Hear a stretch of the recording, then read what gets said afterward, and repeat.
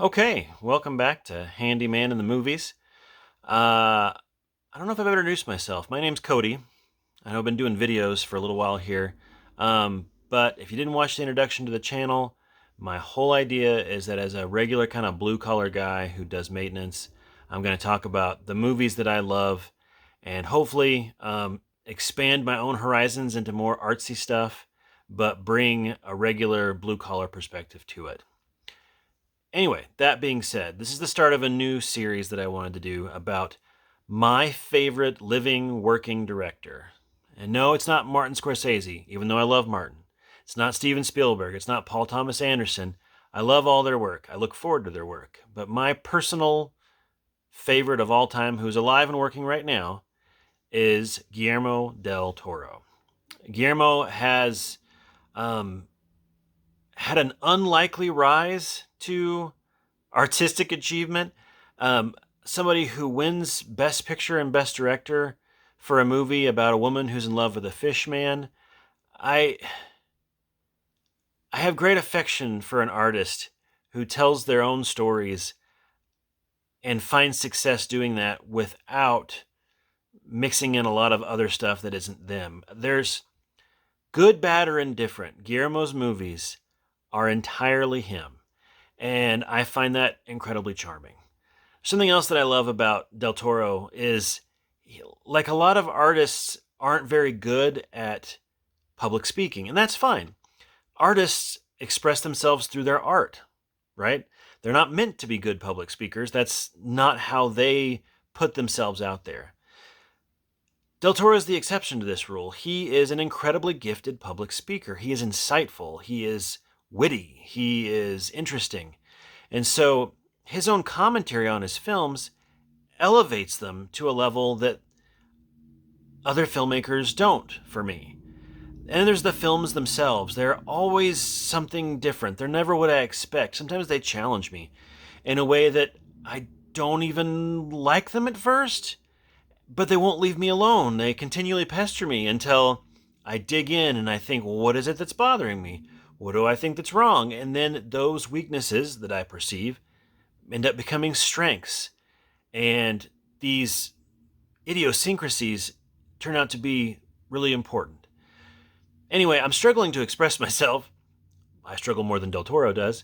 But I absolutely love the man and I love his work. Now, next year sometime from Netflix, we have his version of Frankenstein, long gestating version of Frankenstein.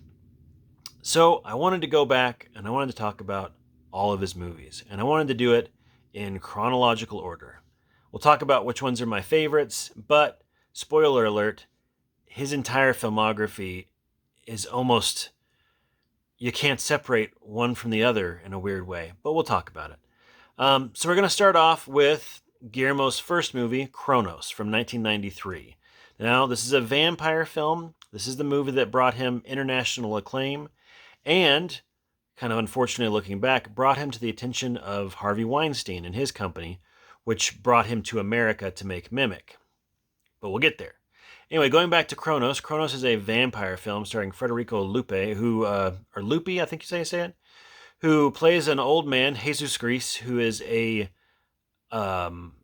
antiques dealer in Mexico. And it's worth noting that this is the only movie so far in Del Toro's filmography that takes place in his home country of Mexico. He's from Guadalajara. And I think that gives this movie a unique flavor that I really enjoy. And I hope he does go back to Mexico for a movie at some point. Anyway, Jesus Gris takes care of his granddaughter. We don't really know why the parents aren't involved, but him and his wife are taking care of his granddaughter, who's a little girl who does not speak throughout the movie, but they are very close. And he takes her to the antique store, and they play hopscotch, and they do all kinds of stuff. And of course, hijinks ensue. What happens is an angel statue shows up at the antique store, and inside is a golden bug about the size of your hand. And in an attempt to figure out what it is, Jesus Gris, our antique dealer, ends up stabbing himself in the hand with it in a rather violent scene. And what we don't know at the time, or what he doesn't know, is that inside of this golden toy almost, this mechanical object, this automaton, is a bug. and this will be another theme throughout Del Toro's work, is insects. But this bug acts as a living filter for his blood that turns him into a vampire, and it gives him an addiction to having this bug stab its way like a scorpion into his hand and filter his blood, and he slowly starts to transform into this movie's version of a vampire. I won't go past that, but I will say that Ron Perlman turns up for the first time of many in Del Toro's works as Angel de la Guardia, who is an American expat living in Mexico, and he's working for his, I want to say it's his father. Yeah, I'm pretty sure it's his father, who is wanting this immortality that the bug gives. And everybody's after this thing, and they have run-ins with Jesus Gris. And Ron Perlman delivers a very comedic and very funny performance, which Del Toro said he was tired of seeing buffoonish Mexicans in American movies, and so he made a buffoonish American in a Mexican movie. And he is very entertaining, but also scary. He carries some heft. It's a touching movie. It's a movie, the first of many, that will be about the relationship between parents and their children, in this case, grandparents and grandchildren. And the supernatural elements, again, will be unique, but they're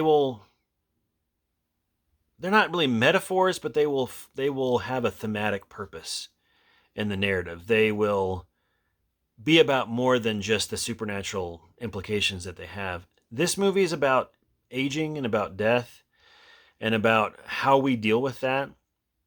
Sometimes it's better to let somebody go than it is to see them change and transform. I had thoughts about cancer and other diseases slowly taking away people that we love and seeing them change. But, that was interesting. The concept of addiction and how a good man like Jesus Gris will resist these addictions and hold on to himself at the peril of his own existence when others don't even try to resist. It's not my favorite Del Toro.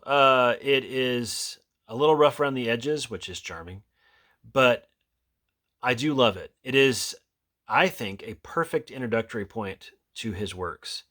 It'll introduce you to some of his obsessions. It'll introduce you, he calls it an exploded view of his brain.